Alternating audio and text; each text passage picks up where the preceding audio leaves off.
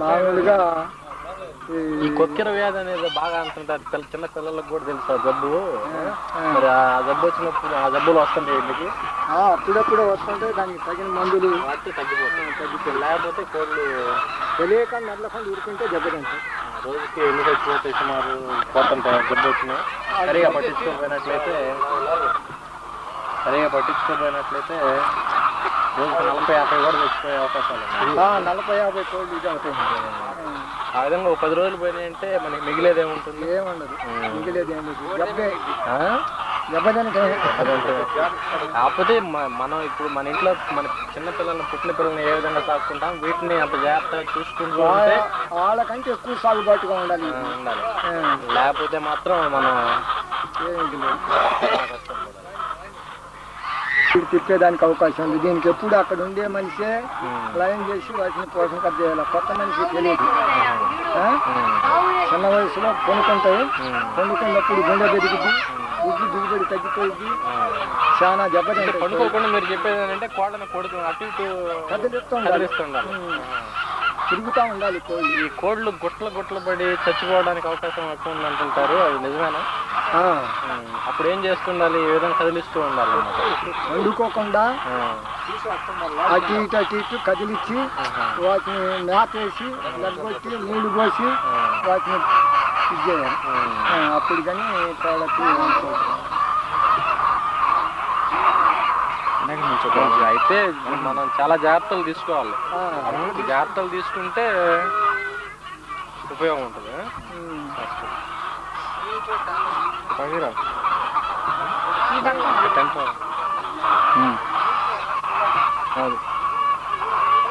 ఇప్పుడైతే ఇక్కడ పని చేయడానికి ఎవరన్నా ఉన్నారు? ఇట్లా నీళ్లు తీసుకురావడానికి ఉండరు, మన వాళ్ళే ఉండరు. ఇంకో మనిషిని ఇది చేశారు, ఏదో వాళ్ళని తెచ్చుకొని మనిషి పని చేస్తున్నారు. రోజుకి ఎంత ఉంటుంది? భార్య భర్తలు ఇద్దరు ఉంటే 1000 రూపాయలు ఉంటుంది నెలకి. ఇద్దరికి 1000 రూపాయలు భార్య భర్త. అన్ని బట్టలే, ఇంట్లో పన్ని బట్టి ఎక్కువ ఇస్తారు. ఎంత శ్రద్ధగా కష్టపడి చేసుకుంటే సొంత పనులు సొంత మనుషులు అవుతుంది, అంత మంచిది. ఏం పైది ఇప్పుడు వర్షాలు పడితే నువ్వు కంది ముందేస్తాడు, ఆ తర్వాత పత్తి, ఆ తర్వాత మిర్చి, ఆ తదుపరి వేయాల్సిన పైర్లు పొగాకు, కాదు, కొద్దిగా ఏవో వేస్తూ ఉంటాం. ఇప్పుడు ప్రస్తుతానికి వర్షం లేదు కాబట్టి ఇప్పుడు ఏం చేయటానికి వీలు కాక పొలం అంతా ఏం సాగుబాటు లేక అట్లాగే ఆగిపోయింది. వర్షం పడితేనే పొలం వ్యవహారం మంచి చెడ్డగా ఆలోచించాలి. వర్షం పడేంత ఏం చేయటానికి మనం ఏం వీలు. మరి మనం మాన్యంలో ఏం వేద్దాం? నాణ్యంలో పత్తి ఎంత వేద్దాం? నాణ్యంలో 1 ఎకరన్నర పత్తి, 1 ఎకరన్నర మిర్చి, 1 ఎకరం పొగతాట, యువతల సారాయిల చేలో 1 ఎకరన్నర మిర్చి వేయాలి. స్పెషల్ చేను సుబ్బారావు చేసుకుంటా అంటున్నాడు. వాడికి పొగతాట నేల, అవతల దిగువ కొయ్యకాలు ఒక 30 తింటే దానికి 5 ట్రక్కులు మట్టిదూలం. వర్షం పడితే దాన్ని బాగు చేసుకొని 2 సార్లు ట్రాక్టర్ గొర్రెలు ఎద్దలాడకతోటి లైన్ చేసుకుంటే దాని ఇల్లుని బట్టి వాడికి ఎట్లా అవకాశం ఉంటే అట్లా వేసుకునే దానికి చేసుకుంటాడు. మరి పరవడ బలం పత్తి వేయాలని అనుకున్నాం. ఇప్పుడు అక్కడ కావిలి గడ్డలు సవ్యంగా లేదని అనుకున్నాడు. దానికి జొన్న పెడదామని అనుకున్నట్టుగా ఆలోచన ఉంది. దానికి రేపు వాతావరణాన్ని బట్టి ఏదైనా అనుకూలత పెడితే సవ్యంగా ఇది కనుక అయితే ఈ టైం పోతేనేమో పత్తే దానికి కూడా టైం పోకుండా కనుక ఉండేటట్టుగా అయితే కంది జొన్న పెట్టేదాన్ని, కంది నీరు పెట్టేదాన్ని. దాన్ని అంత మరి బోర్ కొట్టిస్తే బాగుంటుందా? ఎక్కడక్కడ బోరు కొట్టిస్తే బాగానే ఉంటుంది. బోరు కొట్టిస్తే మన చేను దాని వరకు పోషణ కట్ చేసి కరెంట్ లేదు కదా మనకి. అంతే కరెంట్ అక్కడికి అవతల ఒలేటర్ చేనికి బాడవలోకి వచ్చింది. అక్కడి నుంచి మనం ఏదైనా ప్రయత్నం చేస్తే కొద్ది టైంలో మనకు కూడా అనుకూలత పడిద్ది, చేసుకోవచ్చు. దానికి దూరం నుంచి రావాల్సినంత బాధ్యత లేదు కదా, దగ్గరలోకి వచ్చేసింది. సుమారు మన చేనికి దానికి 2 పర్లాంగులు ఎడంలో ఉంది. 2 పర్లాంగులు 2 పర్లాంగులు చిల్లర, 3 పర్లాంగుల లోపు 2 పర్లాంగులు ఒడిగా ఉంటుంది. దానికి 4-5 స్తంభాలు పడతాయి. 4-5 స్తంభాలు మనం ఖర్చు పెట్టుకుంటే నీళ్లు పడే అవకాశం ఉంటే మనం బోరు కనుక కొడుచుకుంటే దానికి ఎకరానికి 1,00,000 రూపాయలు విలువ అవుతుంది. నీళ్లు మంచి నీళ్లు పడతాయా? అక్కడ మంచి నీళ్ళు పడతాయి. గ్యారెంటీ అయితే మాన్యం కాదు, పరాడు చెప్పుకోండి. అక్కడ మరి పర్వాలేదు. ఈ మాలపల్లి చేను మాలపిల్లి చేను వేస్తాం. మాలపిల్లి చేనుకి దానికి ఏ అవకాశం లేదు. ఎత్తే కనుక చిక్కిపో మొక్కలు లేకపోతే పత్తి వేసుకోవాలి. కంది శనగ మాన్యం చేను ఎన్ని ఎకరాలు? అది మాన్యం చేను 4 ఎకరాల 18 సెంట్లు. మొత్తం చుట్టూ అద్దులు కరెక్ట్గా ఉన్నాయా? ఇది కేశవులు చేను?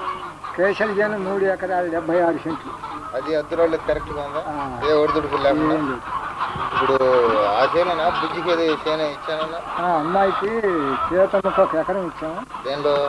కేశల చేలో ఒక్కరిపై పక్కన. అదే ఎకరం మళ్ళా పిల్లకి ఇచ్చేసాం. అమ్మాయి ఇచ్చుకోండి అంతేగా. అమ్మాయికి ఎకరం ఇస్తే అమ్మాయి కూతురు ఇచ్చుకోండి. ముందు అమ్మాయి పేరు మీద అమ్మాయికి లేదుగా. అయితే ఎకరం ఉంది. 2 ఎకరాలు కదా అమ్మాయికి ఇచ్చింది. అమ్మాయికి ఇచ్చింది ఎకరం.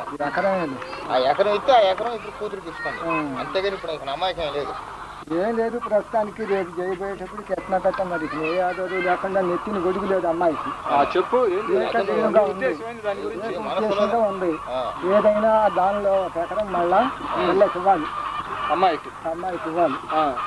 ఏమీ అన్నదండలు లేకుండా ఇదిగా ఉంది. నాకు ఈ నడి మధ్య జబ్బు చేసి పూర్తిగా దెబ్బతినిపోయింది. ఇప్పుడు కూడా మంచి నీరసంగా ఉంటుంది. రామారావు మొన్న 1 వారం రోజులు బండి మీద అటు ఇటు తిప్పాడు, బాగా తిప్పాడు. నాకు ఏం అనుకోవట్లేదు కాబట్టి నీ ఉద్దేశం ఏంటి? అమ్మాయికి ఇంకొక ఎకరం ఇచ్చేది ఇంకొక ఎకరం అమ్మాయికి ఇద్దాం అంటారు. అంటే దానిలో 2 ఎకరాలు పోయింది. పోతే ఎకరం 70 సెంట్లు మనకి మిగిలేదు. ఇప్పుడు ఆ ఎకరం కాక ఇంకొక ఎకరం అమ్మాయికి వేయాలి. ఇంకా ఏంది ఇవ్వకపోతే చెప్పారా? అక్కడ పిల్లకి ఆధారం లేదు. ఎవరు కరెక్టే. నువ్వు చెప్పిన దానికి ఎదురు చెప్పేది వాళ్ళు ఎవరు లేరు. నువ్వు చెప్పినట్టు తినేవాళ్ళకి అందరూ. అందుకని నువ్వు చెప్పమంటున్నావు. అది నీ మనసులో ఏది ఉంటే అది చెప్పు. నువ్వు ఇట్లా చేయాలా, ఇట్లా చేస్తావు అంటే నీ ఉద్దేశం ఏంటో చెప్పు. ఇంకా నా ఉద్దేశం ఉంది ఇచ్చిన ఎకరం కాక ఇంకొక ఎకరం ఇవ్వాలి. ఎకరం 76 సెంట్లు ఉంటుంది. పాద్యకు 2 ఎకరాలు ఉంటుంది. అది మొత్తం ఎవరికన్నా కానీ ఒకే వాటా. ఈ 5 ఏళ్లలో ఎవడన్నా కానీ ఎకరం 30కి ఒకటి కిందకు పోద్ది. ఎకరం 30గా ఇంటి వెనకమాల స్థలం ఉంది. ఆ ఇంటి వెనకమాల స్థలం ఎకరం 76 సెంట్లు ఒకటిదే వాటా. ఇంటి వెనకమాల స్థలం అంటే ఏది? ఇప్పుడు మనం పోయి ఇంటి కానీ దొడ్డి కట్టిన కానీ చవతల అవుతుంది అంతేనా? దొడ్డి కానీ చవతల ఆ స్థలము ఆ ఎకరం 30కి ఒకటికి ఎవరన్నా కానీ తీసుకొని ఒకటి కింద పోద్ది. ఇంకా ఏంది? ఏం లేదు. కత్తిమాలకి ఇది తీసుకోవటం కళాకి ఎకరం. ఈ ఇల్లు తీసుకున్నట్టు ఉంటాడు ఎవడైనా సరే ఈ చోట్లో 3 సెంట్లు తీసుకోవటం. కత్తిమ్మ నలుగురికి దానిలో ఏం లేదు తీసుకున్నాడికి. ఇల్లు ఒక్కడికే, ఇద్దరికి పనికిరాదు. అది ఇల్లు మొత్తం ఒక్కడికే. కత్తిమ్మ నలుగురికి 4 ఆర్లు 24,000. ఒక్కొక్కడికి 6-7 రూపాయలు ఇవ్వటం. ఆ ఇల్లు తీసుకున్నాడికి 3 సెంట్లు సోకి దీనిలో ఇవ్వాలి. ఆ ఇల్లు ఎవడైతే తీసుకున్నాడో ఆ ఇల్లు గల్లాడికి దీనిలో 3 సెంట్లు స్థలం ఇవ్వాలి. వాడు ఏదైనా కొట్టం వేసుకొని దేనికన్నా కానీ నయ్యి వేసుకుంటాడు ఏదైనా కానీ ఆ ఇల్లు తీసుకున్నాడు 3 సెంట్లు దీంట్లో ఇవ్వాలి. ఆ ఇల్లు గల్లాడేమో ఒక్కొక్కరికి 6,000 చొప్పున ఇవ్వాలి. అంతేనా? ఎవరన్నా ఇల్లు తీసుకొని తత్తిమ నలుగురికి ఒక్కొక్కరికి 6,000 ఇవ్వాలి. అంతేనా? మరి అక్కడ ఎకరం 30కి వస్తుంది కదా ఒకడికి. ఏంది మరి వాడికి ఇంకేమో వాళ్ళ స్థలం ఇస్తున్నావు కదా. మరి వాడికి ఆ పొలం కొంచెం నాశనండి. నాసి కాబట్టి ఎకరం 30గా ఆ వాటా అది తీసుకునేవాడికి ఎకరం 30కి పోయింది. మరి ఆ ఇంటైనా మన స్థలం తీసుకున్నంత ఆ స్థలం 6,000 వాడికి కూడా ఇవ్వాలా? ఇల్లు నన్ను నలుగురు కంటున్నావు, అది నేననేది. మిగతా ఉండొచ్చు వాళ్ళకి నలుగురంటే అక్క కాదులే, ఇంటికి అక్కకి సంబంధించి నేను ఆలోచిస్తున్నాను. ఇప్పుడు మిగతా ఉండొచ్చు వాళ్ళకి ఒక్కడికి ఇల్లు ఒకటి ఫినిష్ అయిపోయింది, పెద్దమ్మ నలుగురు ఉండాలి. ఈ నలుగురిలో ఈ 4 ఎకరాలు తీసుకోవటం, ఎవడన్నా కానీ ఆ ఇల్లు తీసుకోవటం, ఆ ఇల్లు గల్లాడికి ఇక్కడ 3 సెంట్లు స్థలం ఇవ్వటం. పెద్దమ్మ వాళ్ళు ఇల్లు ఎక్కడ వేసుకోవాలి? ఈ స్థలంలోనే వేసుకోవాలా? పెద్దమ్మ వాళ్ళు ఈ స్థలంలో వేసుకొని ఎక్కడ స్థలం 6,000 ఇవ్వటం. పిల్లలకు కూడా స్థలంలో ఇది ఏ పిల్లకి?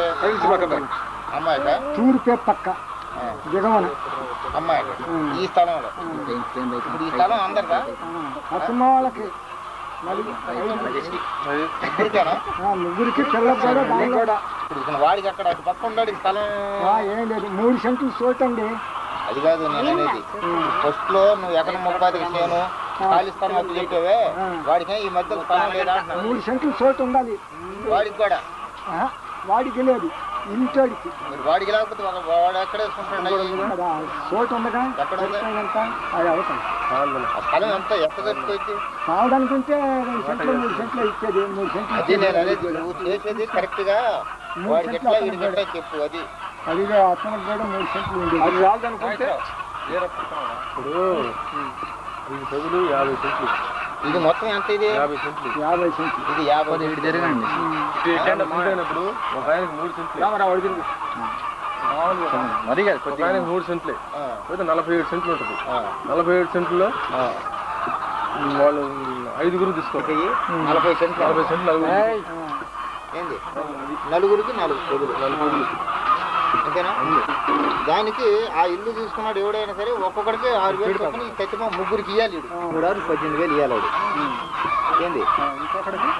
ఇంకొకటికి అవతల స్థలం మన జనగాని చెట్టు స్థలం చేను పోయిన వాళ్ళకి స్థలము అనోట పక్క స్థలం లేదు. ఎకరం 30గా ఒకళ్ళకి ఇందులో 10 సెంట్లు, ఒక 3 సెంట్లు వీడికి కూడా పోయింది. ఇల్లు తీసిన వాళ్ళకి 3 సెంట్లు, ఇందులో 3 సెంట్లు వేసేవాళ్ళు బ్యాడ్ని కూడా స్థలం, ఇందులో 10 సెంట్లు. ఆయనకి డబ్బులు గీపులు ఏమి ఇక తక్కిన ముగ్గురికి ఉన్నారు చూడు, తక్కిన ముగ్గురికి 3,18,000 ఇల్లు తీసుకుని ఇవ్వాలి. ముగ్గురికి 3,18,000 ఇవ్వాలి. నలుగురికి 40 సెంట్లు, ఆడపిల్లకి 7 సెంట్లు, మరి ఇల్లు ఉంచుకున్న వాళ్ళకి 3 సెంట్లు, ఇల్లు ఉంచుకున్న కూడా 3 సెంట్లు.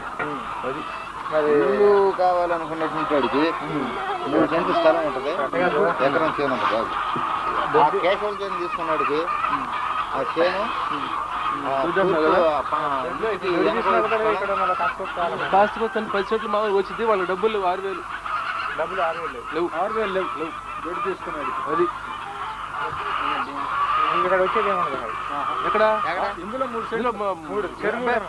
వెనక వైపు ఉన్న వాళ్ళకి 10 సెంట్లే. వెనక వైపు ఉన్న వాళ్ళకి 10 సెంట్లు కానీ 6,000 లేవు. 50 సెంట్లు. 50 సెంట్లు ఏడిపోతే ఉంటుంది. నువ్వు ఏడిపోతే 43 ఉంది. 43 సెంట్లు ఇల్లు తీసిన వాళ్ళకి. ముగ్గురికేమో 3 ఆరులు వచ్చింది.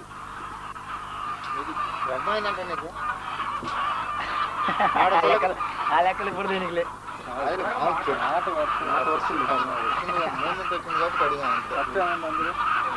ఆడపిల్లకి మట్టుకు ఆ తూర్పు వైపు లాస్ట్గా 7 సెంట్లు మిగిలింది అమ్మాయి చేయటం. ఎవడన్నా తీసుకొని అది అత్యాన్ని తీసుకున్నాడు అప్పుడు తీసుకోవటం. ఇల్లుడని తీసుకుంటే అది అంతేగా? ఇంకేమన్నా మార్పులు? మార్పు ఉంది కరెక్టే. మామూలుగా పద్ధతి ఏం మార్పు అనేది లేదు.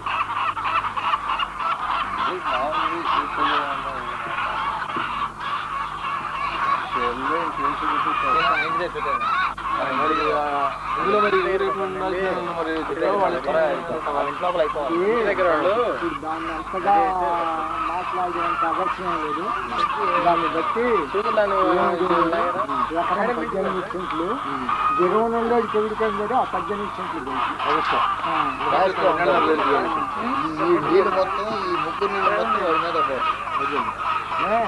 అది సక్రమంగా చేసుకుంటే అది వీడి మీద కళ్ళు పడవు.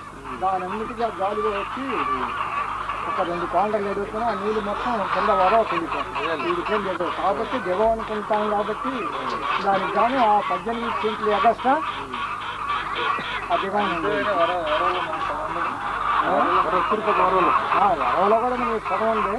ఆ వరవ ఇది మంచిది కనుక అయితే ఆ వరవ దాని తానే ఇరుసుకొని కట్టబోసుకొని లైన్ చేసుకుంటారు. లేకుండా నల్లకుండా ఇరుకుంటే వరవ అని చేసుకుంటే ఏమి చేయలేదు.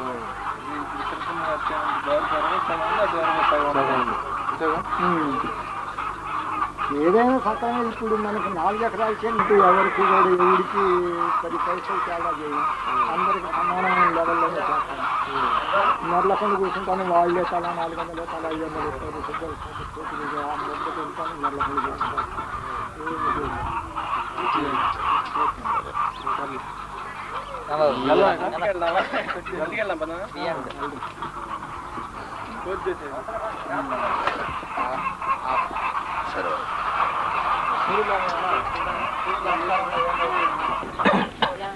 బుజ్జి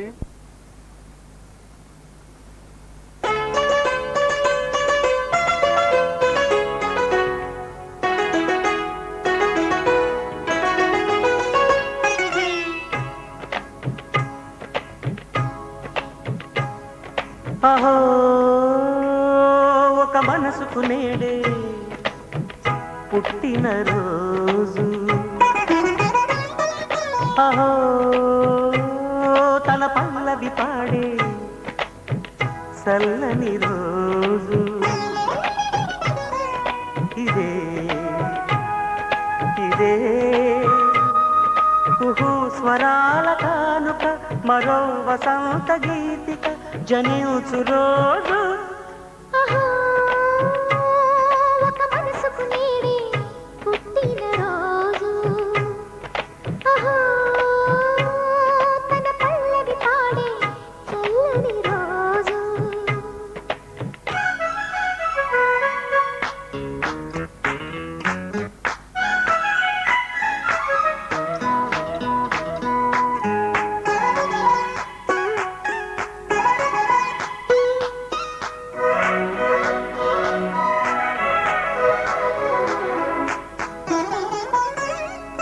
మాట పలుకు తెలియనిది మాటున ఉండే మూగమది, కమ్మని తలపుల కావ్యమయ్యే కవితలు రాసే మౌనమది. రాగల రోజుల ఊహలకి స్వాగతమిచ్చే రాగమది, శృతి లయలరగని ఊపిరికి స్వరములు కూర్చే గానమది. ఋతువుల రంగులు మార్చేది కల్పన కలిగిన మది భావం, బ్రతుకును పాటగా మలిచేది మనసున కదిలిన మృదునాదం. కలవని దిక్కులు కలిపేది నింగిని నేలకి దింపేది తనే కదా మారది, క్షణాలకే సారది మనస్సనేది. ఒక మనసుకు నేడే పుట్టిన రోజు, అహో తన పల్లవి పాడే చల్లని రోజు.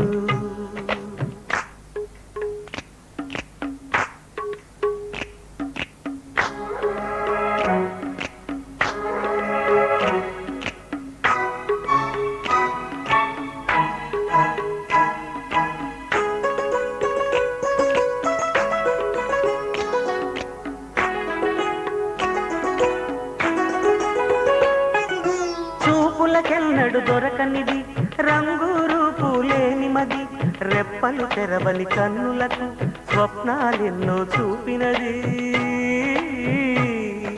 వెచ్చని చెలిమిని పొందినది వెన్నెల కళగల నిండుమది, కాటుక చీకటి రాత్రికి బాటను చూపే నేస్తమది. చేతికి ఆదని జాబిలిలా కాంతులు పంచే మణిదీపం, కొమ్మల చాటున కోయిలలా కాలం నిలిపే అనురాగం. అడగని వరములు కురిపించి అమృత వర్షిని అనిపించే అమో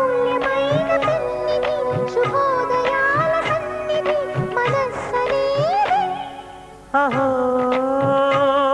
ఒక మనసుకు నేడే పుట్టిన రోజు, అహో తన పల్లవి పాడే చల్లని రోజు.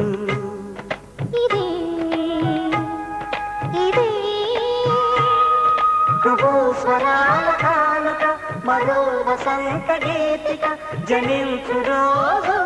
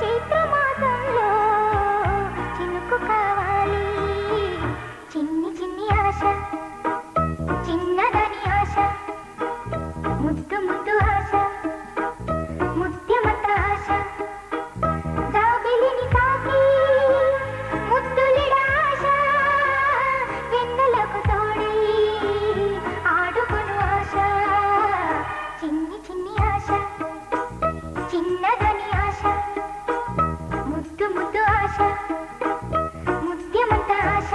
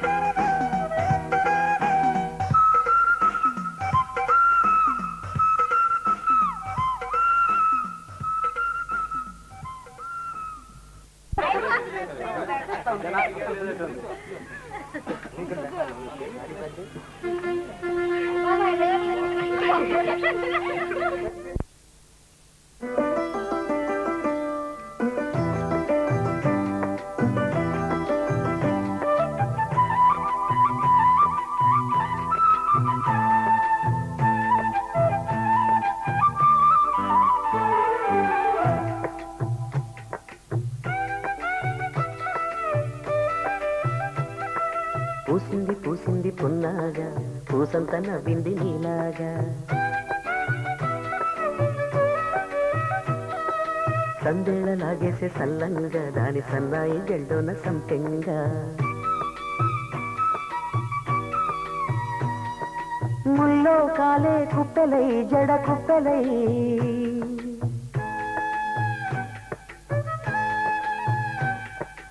ఆడ జతులాడ పూసింది పూసింది పున్నాగా పూసంత నవ్వింది నీలాగా సందేళ లాగేసే సల్లంగా దాని సన్నాయి జల్లోన సంపెంగా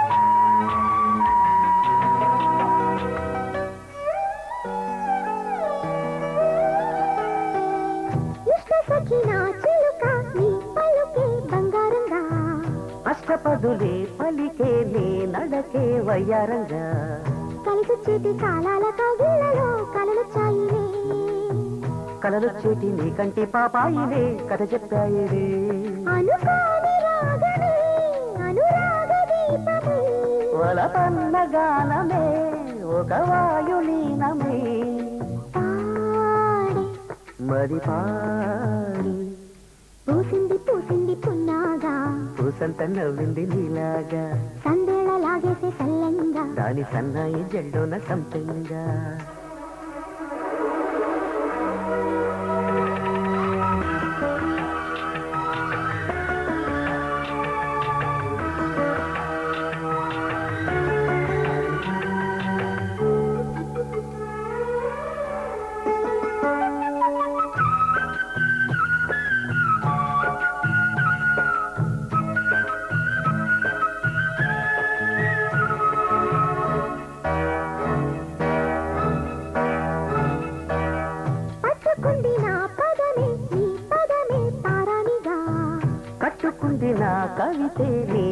కోయిలలే కళ్యాణిగా అరవిచ్చేటి ఆ పేరి రాగాలకే స్వరమిచ్చావులే ఇరు తీరాల గోదారి గంగమ్మకే అలలిచ్చావులే అలయంచి పాటలే ఇలా పూల తోటలే పసి మొగ్గ రేకులే పరువాల చూపులై పూసి విరబూసే పూసింది పూసింది పున్నాగా పూసంత నవ్వింది నీలాగా సందేళ లాగేసి సల్లంగా దాని సన్నాయి జెండున సంపెంగా ముల్లో కాలే కుప్పెలై జడ కుప్పెలై ముల్లో కాలే కుప్పెలై జడ కుప్పెలై ఆడ జదురాడా పూసింది పూసింది పున్నాగా పూసంత నవ్వింది నీలాగా సందేళ లాగేసి సల్లంగా దాని సన్నాయి జెండున సంపెంగా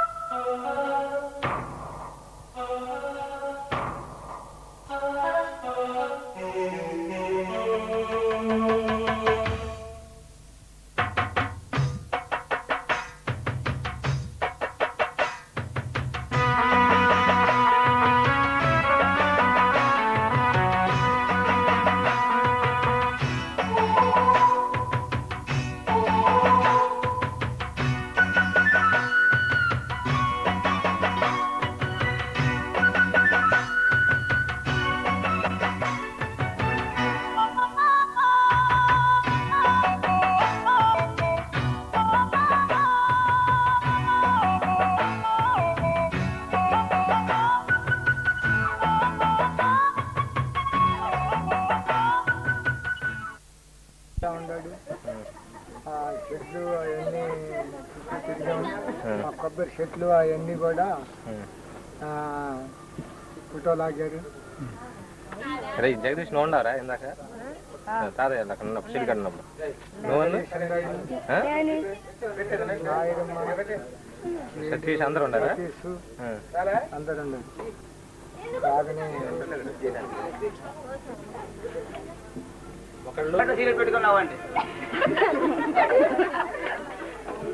అరే వంశీ చూడరా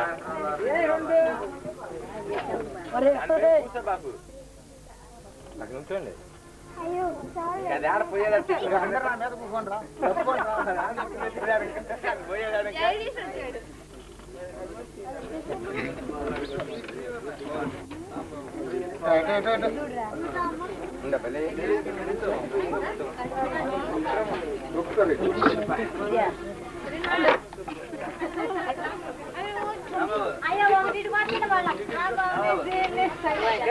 ఇట్లా రౌండ్ మొత్తం రౌండ్ అప్ చేయండి.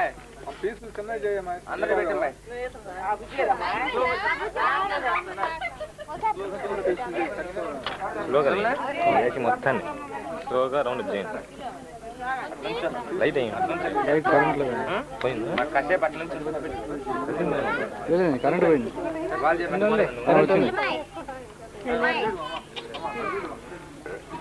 మాట్లాడండి. మాట్లాడకుండా ఏమైనా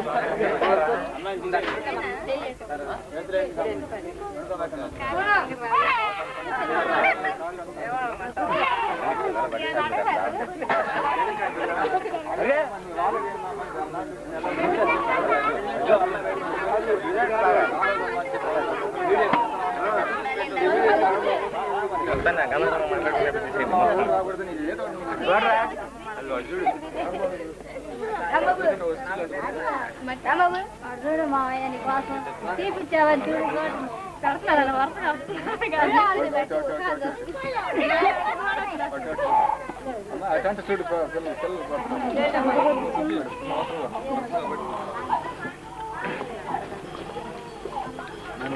పిల్లగాడు కూర్చుంటా ఎవరు తీసా టోపీ వాళ్ళ మనం ఉండకూడదు వీడియోలో తెలియదు. ఉన్నావు అరే కూర్చోరా రే టోపీ బండి మీద కావాలంటే వాళ్ళకి పొద్దుగోకులు బండి గుడ్డు కొత్త లక్ష పొద్దుగాడు అన్నట్టు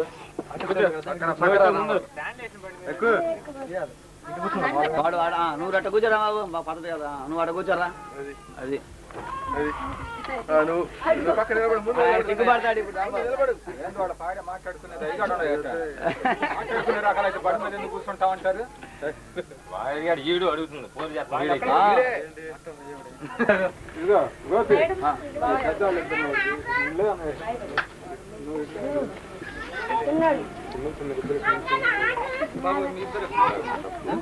వాళ్ళిద్దరు మాట్లాడచ్చు.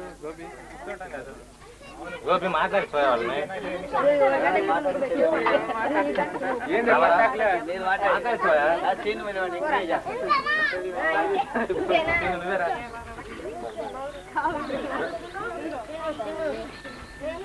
కేక్ తీసుకోండి లేదమ్మా నాకు పట్టరమ్మా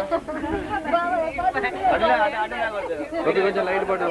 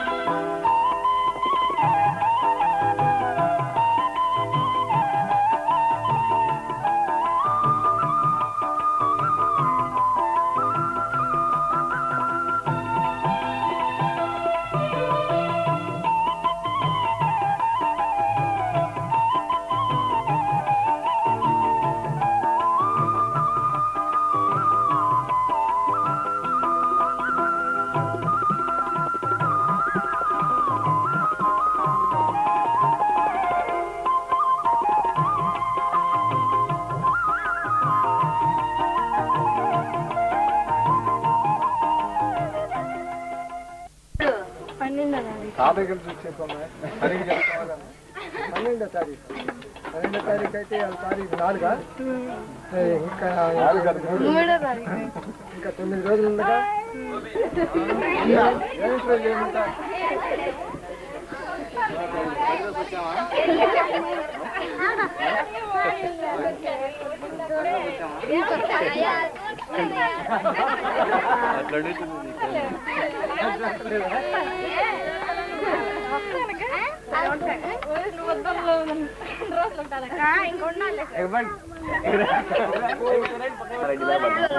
ఎన్ని గుడ్లు ఇస్తారండి గుడ్లని కావాలి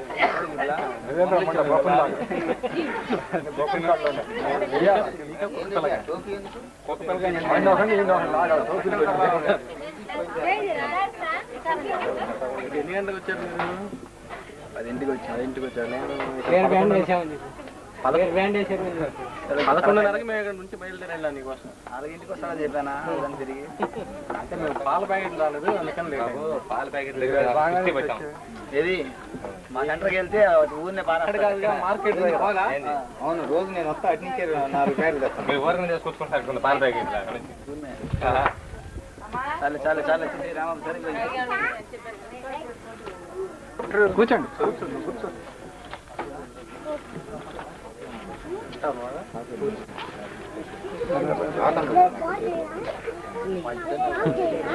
పొద్దుపోయింది రాత్రి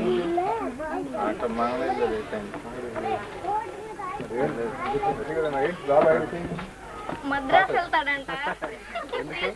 ఫిలిం ఇన్స్టిట్యూట్ గా ఫోటోలు తీపిద్దామని అక్కడ తీపిద్దామని ఫోటోలు అంటే మనమూడు సుబ్బారావు కూడా ఉన్నాడు బాగా లేటెస్ట్ ఫోటోలు అక్కడ తీపిద్దామని అందరూ ఫోటోలు తీపించడానికి మద్రాసు చేసుకుంటాను ఇక్కడ ఉన్నాడు ఏదో లారీలో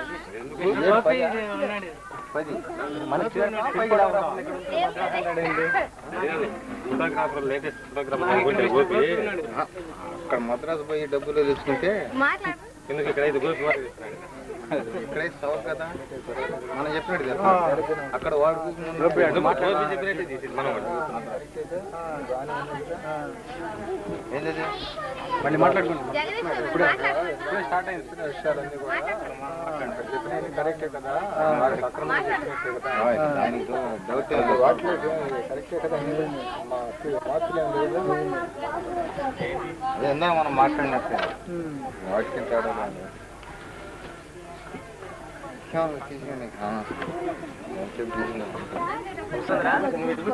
సరే సుమన్ బడికి పోయి వచ్చావా మాట్లాడయ్యా. పొద్దున పోయి వచ్చావా సుమన్ వెళ్ళాడా సుమన్ వెళ్ళాడా ఏం చేయకుండా ఏం చేస్తున్నారని చేంజ్ చేయకుండా చేంజ్ చేయకుండా ఏం పని ఉంది వాళ్ళు చేయటానికి వాళ్ళు చేసే పనే ఉంది. సుష్మిత దిగి కాఫీ తాగా నువ్వే తాగలేదా కాఫీ తిన్నారు ఇందాక తాగలేదా